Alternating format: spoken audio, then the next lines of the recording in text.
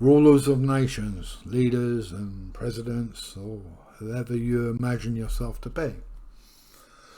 Today I'm going to talk about building strategies, how to build effectively to make your nation stronger quicker. So the first page I'm going to go to is this page. Now you'll see at the top the green highlighted sections. These are the sections I strongly recommend from experience of playing this game, to build first in that sequence. The reason why you build those items first and those buildings first in that sequence is because, take for example the army base. It's an excellent deterrent. Experienced players like myself will always look at what you're building, and when we see army bases built first, we know straight away that the player, who's possibly on our borders, has some idea of what they're doing. Bear in mind it only takes 2 minutes to build it. It's a good deterrent for 2 minutes build. So that's highly effective, highly recommended, and it's always useful to have because it gives you mobilisation of units possibilities from the very start of the game. The next thing I would build very rapidly, very quickly, is the recruiting office level 1. It only takes 39-40 minutes, and this building is needed to boost manpower. You need manpower to mobilise units. So the more production of manpower you have, the more you can build military units, obviously, which is always very useful to have. But they also help to stabilise the morale within your cities. You're recruiting, this is why I look at it, you're recruiting people from the city to join your military service, which then feeds into patriotism and loyalty and so forth. That's the way I view it. The next thing you want to build is arms industry level 1. It takes about 12 hours, let's say. An empire always needs resources. It always needs fuel to have a strong economy, to keep growing, building and constructing for the benefit of the whole picture of the empire, in order to expand with strength. I've seen so many occasions in these games where people have expanded with military items and everything else, ships and everything. I've done it once myself, to be honest with you, as well.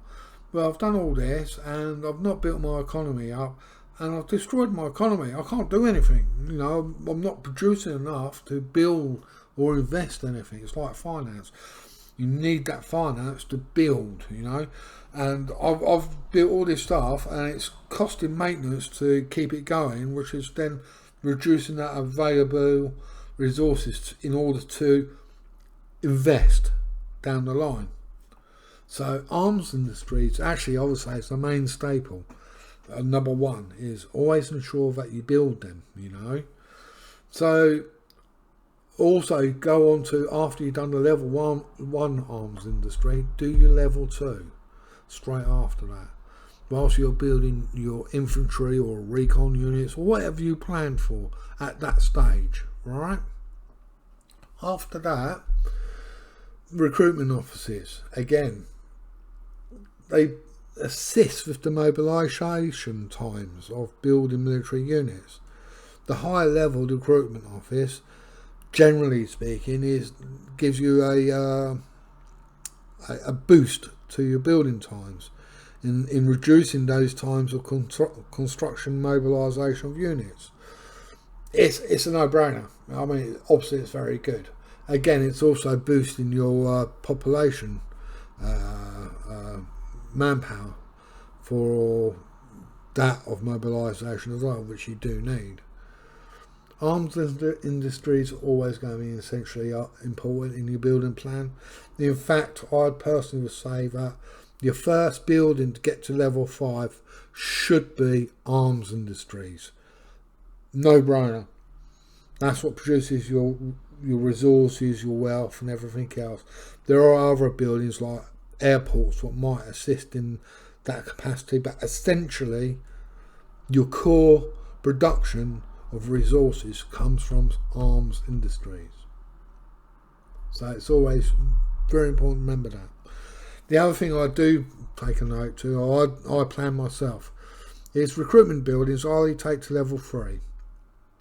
It's what I call as optimal level, and I'll explain why. 4 and 5 recruitment offices are very expensive to build. Level 4 is a dead end anyway, to be honest with you, when you do a deep dive, because you don't get no extra bonuses out of it. It's only level 5, and level 5 you spend so much resources and build time doing that, you've got to question it. Is it worth it when you could build like arms industries? I mean, what choice would you choose between recruitment offices or arms industries? Which one do you want at level 5 first? It's going to be the arm industries. It's that what gives you the extra resources to build more. You know, it's a no-brainer.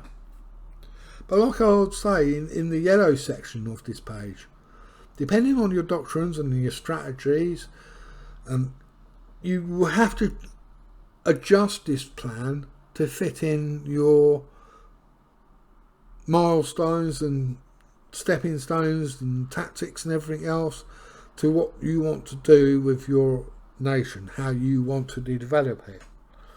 So this construction plan isn't rock solid. The green part is, but after that it might require manipulation. In fact, it will.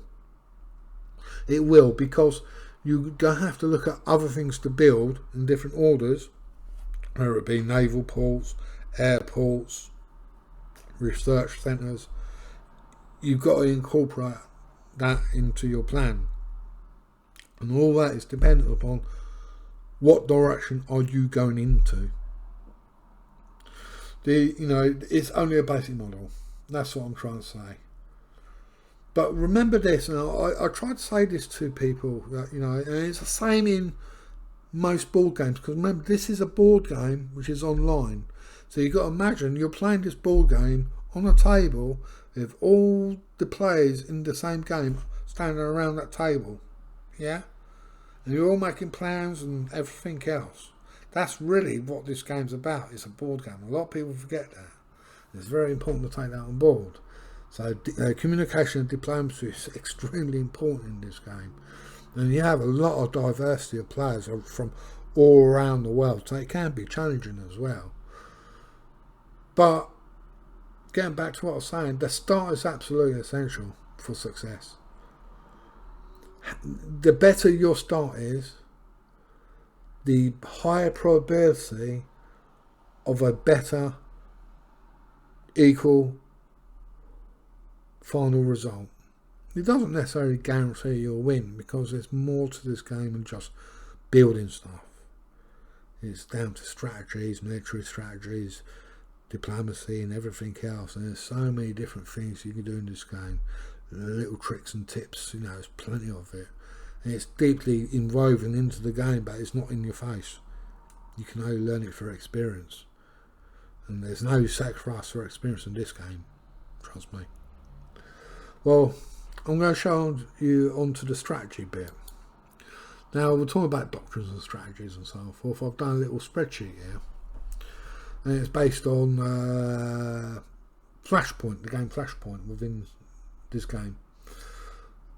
And you can see here, there's like, if you take the top one, which is the Western, I believe, doctrine, you've noticed like motorised infantry and armoured fighting vehicles, they could be produced on day 1. Yeah. All you need really is army base level 2. So then you think to yourself, well, I've got my army base level 1 as a bulk basic standard, so I've only got to build the army base level 2, then I can start producing motorised infantry, but also the armoured fighting vehicles, which is a big advantage early in the game. See what I mean? You can dig a big advantage, and then it's down to you how you're going to use that advantage, how you're going to apply it onto the battlefield. It's all about getting the little edges, little bits, what gives you little advantages, which added together gives a better successful equation. And it's the same as like the European one, the middle one. National Guard, day 1, but strike fighters. Now strike fighters, well, you would need to build air base level 2 on that. So you would have to strategically plan your construction very carefully, as with your research on the strike fighter. But if you do it properly and carefully, you can have strike fighters very quickly. Now strike fighters early game are deadly. I've actually wiped out 3 countries at the very start of the game because I built my National Guard, which are cheap to build, offset it against the strike fighters where I had like 2 squadrons at one stage, and I was using those squadrons to take out these countries, and they were just started out. I feel a bit bad, they were new starters and they were learning how to play the game, but at the end of the way, you know, it's like all fair in war and love and so forth, and I decimated them with my strike fighters and moved into their cities with my National Guard, and it worked really well. Mobile radar works out really well as well, it's useful. And like the Eastern one, National Guard, towed artillery, that's actually very good because towed artillery helps with coastal defences as well, and it's very useful to have. And the other thing as well, please note with the Eastern Doctrine, the buildings required are all level 1. It's all level 1.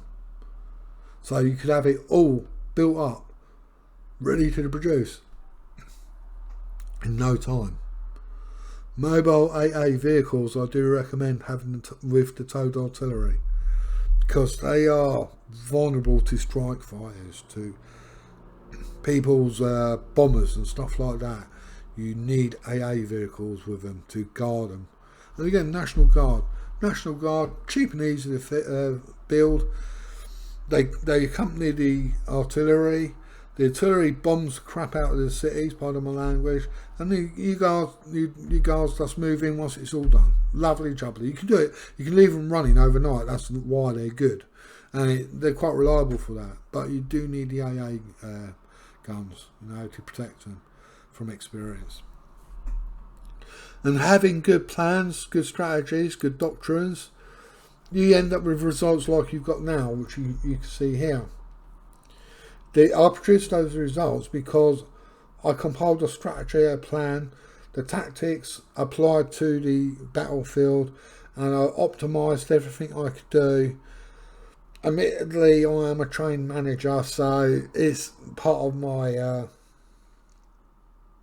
character, you could say, my management abilities which help assist me to do these type of things. And the fact that I've been gaming for 50 years, you know, that helps as well. But it all comes together. It's all those little things, both on board the game, what's exterior to the game, and within yourself as a character. The way you play this game reflects your character and how you plan stuff. And that's one of the good things about this game. It teaches you about life and strategic planning and making the right choices and know why you're making those choices. Now, the next episode I'll do on this will be about communication and diplomacy, because it is absolutely essentially important. You've got to know how to manipulate situations to your own advantage and understand that other players will try to do exactly the same. And you have different characters, good and bad. You've got to try and work those things out very quickly. So without any further ado, I hope you enjoyed this episode and enjoy. And I'll work on the next one as soon as I can. Take care now.